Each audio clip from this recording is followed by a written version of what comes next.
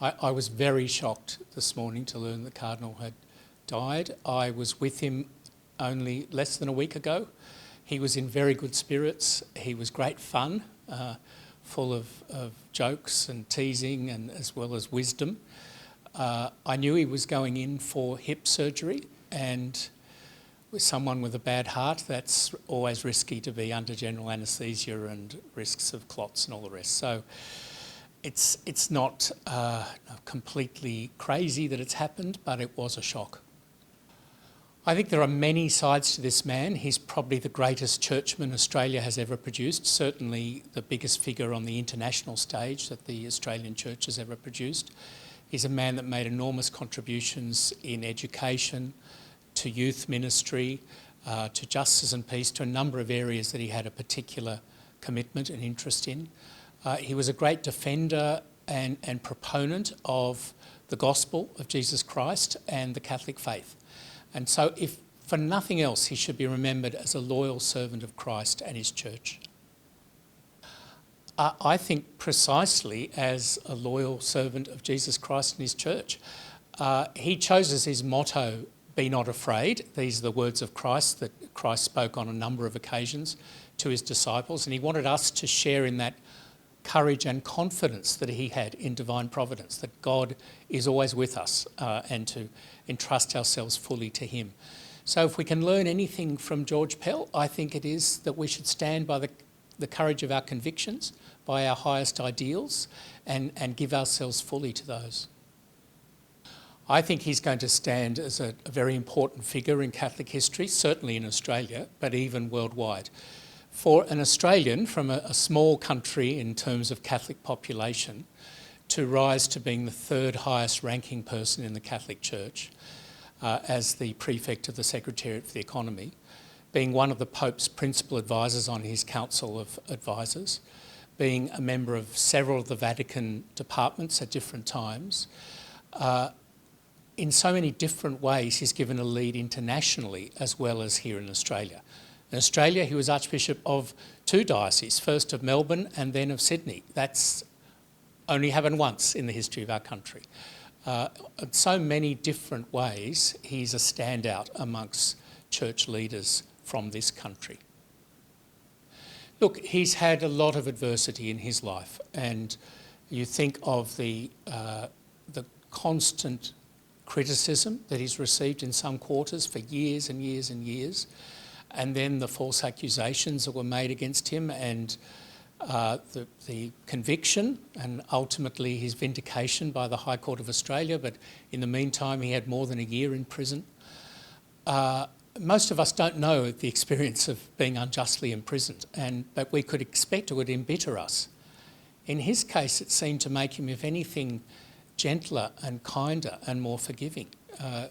It really is an example to us of not letting ourselves be embittered by the hard things in life, but to trust in God and to be our best selves. I think it was a real example of courage that he returned to Australia to face trial. He didn't have to. He had diplomatic immunity as a cardinal stationed in Rome. He chose to come back to defend himself because he was absolutely convinced of his innocence, but also because he thought the Australian people and the Australian Church deserved for his case to be properly heard and tried. He was confident too in our justice system that ultimately he would be vindicated. I think he was shocked at the treatment he got in the trial at first instance and the first appeal, but ultimately he was right. The High Court of Australia unanimously said he was not guilty, and so his trust in Australians and in Australian justice was ultimately vindicated.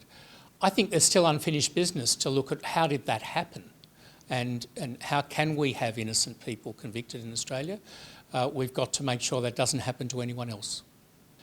Look, I think that is one side of George Pell, that he was a man of deep convictions and he stood up for them and he argued for them. He didn't try to impose them on anyone, but he was certainly going to propose them to people and give his every argument. And he was a man of great intelligence and rhetoric, so he could make a good case for the things he believed in.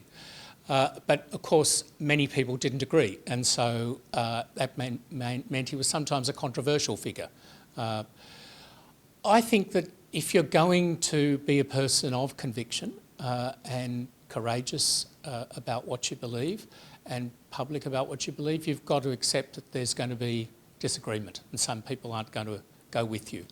He accepted that and he didn't love people any the less for disagreeing with him. In fact, often he persevered with them years after they'd been his constant carping critics. I think too, what people didn't see was there was a softer side of George Pell. He was a man of a really big heart that went with that big body. And so he had a great concern for the poor and was constantly helping poor people in one way or another that the world will never know about. He was a man of genuine compassion for people that were suffering and would do what he could about that. So that side of him, probably those of us that knew him personally got to see and maybe wasn't so obvious in the public persona. Well, you don't judge a church by the number of cardinals it has. Many countries have never had a cardinal in the whole of their history, and countries with bigger Catholic populations than Australia has. And the present Pope has been choosing cardinals from those more neglected, smaller countries that have never had a cardinal to make the College of Cardinals more diverse and more representative of the huge range of cultures that you have in the Catholic Church. I think that Australia is loved still in Rome and not forgotten, and I think that Cardinal Pell loomed so large for so long that people may now be wondering, well, what's next for Australia? But of this, I think we can be quite confident. He was seen by Pope Benedict, recently buried, and then by Pope Francis, as a man of great integrity who stood up for his faith. And he was admired for that. And I think the Church is looking for such leaders at this time. I think of him in the terms of, there's an English king known as Richard Coeur de Lion, Richard the Lionheart. This is George the Lionheart of our Catholic Church. He was a lion. That meant he was powerful. He was sometimes loud. He had a huge heart. And I think that that's played out in all sorts of ways, whether it's been the gift of World Youth Day or the gift of his teaching, of the educational institutions he established around the country, the leadership he gave at an international level. One way or another, this man is a lion of our church.